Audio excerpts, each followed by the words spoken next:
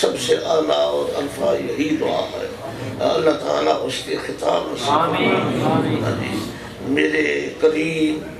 بہت کچھ فرماتے تھے، لیکن آخر میں صرف ایک ہی جملہ مبارک حافظ،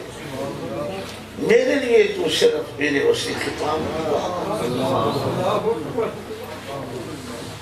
میرے لیے میں نے ایک بار خط میں لکھا طول اللہ عمرکم، اب نے فرمایا نہیں یہ نہیں،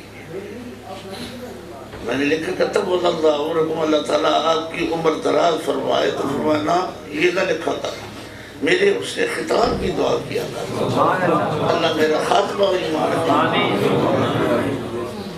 اور ایمان کامل سے مراد یہ ہے کہ مرنے سے کچھ دیر پہلے حضور قبول کا دیدار،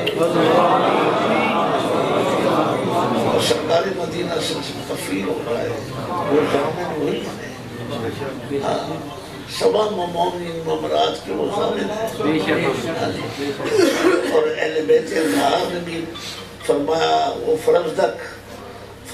شاعر نے عرض کی تھی حضور میں تو اپنی محبت میں قصیدہ پڑھا ہے، میری آپ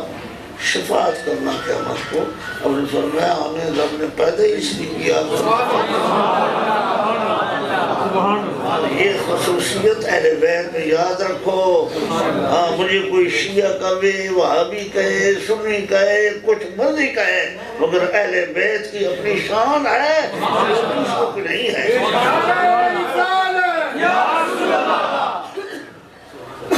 ہمیں رب کریم نے اسی لیے پیدا کیا ہے، تو میں تجھ سے وعدہ کرتا ہوں کہ میں تیری شفاعت کرتا ہوں، لیکن یہ تھیلی میں لے کر آیا ہوں، یہ درہموں کی، یہ تجھے قبول کرنی پڑے گی، اس لیے کہ میں اس خاندان کا ایک فرد ہوں جو دیتے ہیں تو واپس نہیں لیتے،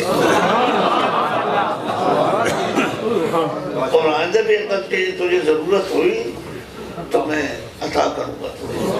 اللہ کریم جل مجدہ اپنا، اور یہ کون تھے؟ سیدنا علی زین العابدین۔ اب تو یہ نام رکھنے پر بھی فتوے لگ جاتے ہیں، تو کیسے مسلمان ہو تم؟ علی زین العابدین علیہ السلام ورضی اللہ تعالیٰ عنہ، ہم بچپن میں تو علیہ السلام پڑھتے تھے،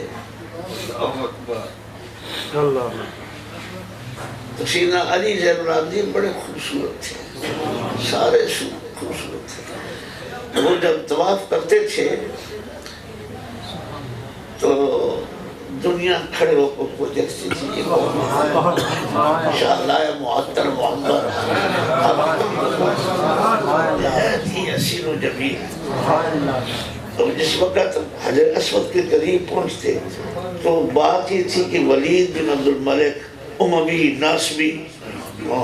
یہ ناسبی ہے اموی ہے، علامہ صاحب ناسبی وہ ہوتے ہیں جو اہل بیت کو گالیاں دیتے ہیں، اہل بیت اظہار کے مخالف ہوتے ہیں، تو وہ بادشاہ تھا، طواف جب کرتا تھا تو لوگ پرواہ نہیں کرتے تھے، حجر اسود کے پاس بڑا ہجوم ہوتا ہے، آپ حاضری جو دہے کے آئے ان کو معلوم ہے کہ حجر اسود کے پاس ہمیشہ ہجوم رہتا ہے، حج کے ایام میں بھی اور عمرہ کے ایام میں بھی۔ تو ولید بن عبد الملک جب قریب پہنچتا تو کسی کوئی پرواہ نہیں، اسی طرح حجر اسود کو چومتے رہتے تھے، وہ بھی بڑی مشکل سے، لیکن جس وقت سیدنا علی زین العابدین علیہ السلام آتے تو سارے لوگ پیچھے ہٹ جاتے، اکیلے چومتے حجر اسود کو، تو بڑے غصے سے کہتے یہ کون ہے؟ فرزدق پاس کھڑا ہوا تھا، اس نے کہا تو نہیں جانتا اس کو، یہ اس کو آسمان کی مخلوق بھی جانتی ہے اور زمین میں پاک جانتے ہیں، اس پر اور اس کے نانا کریم پر سلام اور درود بھیجتے ہیں، یہ وہ ہے، اور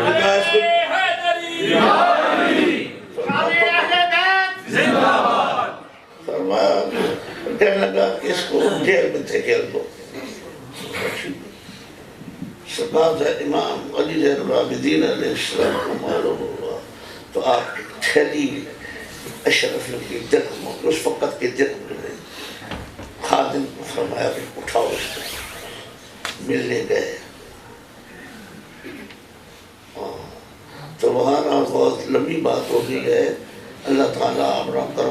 معاف فرمائے۔ اور علامہ صاحب آپ نے بھی پڑھا ہوگا، لکھتے ہیں کہ طبقات الاشاعرہ میں موجود ہے، امام حسن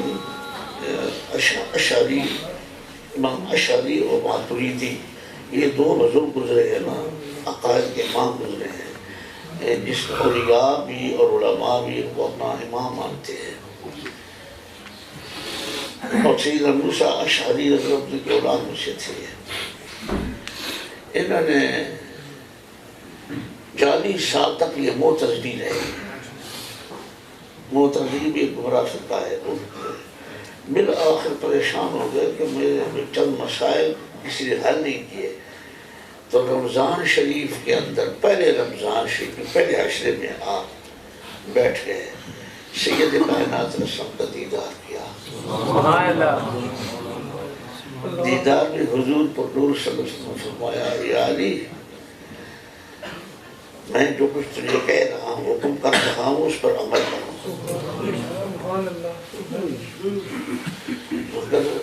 یہ فرما کے غیر ہوتا ہے، یہ درد، یہ چوٹ لگنے عجیب غریب ہے، یہ چوٹ لگتی ہے، وقت گزرتا رہتا ہے، طرح طرح کے دکھ، پریشانیاں، غم آدمی اٹھاتا رہتا ہے، اپریشن اندر سے ہوتا رہتا ہے۔ یہ اپریشن ہے۔ حضور پر نور صلی اللہ علیہ وسلم سے بڑھ کے کون ہے؟ آپ صلی اللہ علیہ وسلم غائب ہو گئے تھوڑا سی کلام فرما کے۔ 19 رمضان شریف کو دوبارہ دیدار ہو گیا۔ فرمایا، ما صنعت فیما امرتک بہ، جو میں نے تجھے حکم کیا تھا اس کے بارے میں کیا کیا؟ ابھی یہ عرض کرنے والے تھے کہ فرما کے غائب ہو گئے۔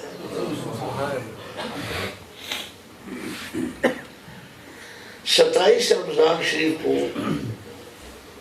قرآن مجید کا ختم ہوتا تھا اور آپ دعا کرتے تھے، لیکن آپ میں طاقت نہیں تھی، ان کے ساتھ شامل ہو گئے۔ 27 رمضان شریف کو بیٹھے ہوئے تھے تو اون کی حالت میں حضور پر نور سے سامنے آ گئے۔ ما صنعت فیما امرتک بہ، عرض کیا حبیب اللہ، جو کچھ میں نے پڑھا ہے اس سے تو میں بیزار ہو چکا ہوں، پریشان ہوں۔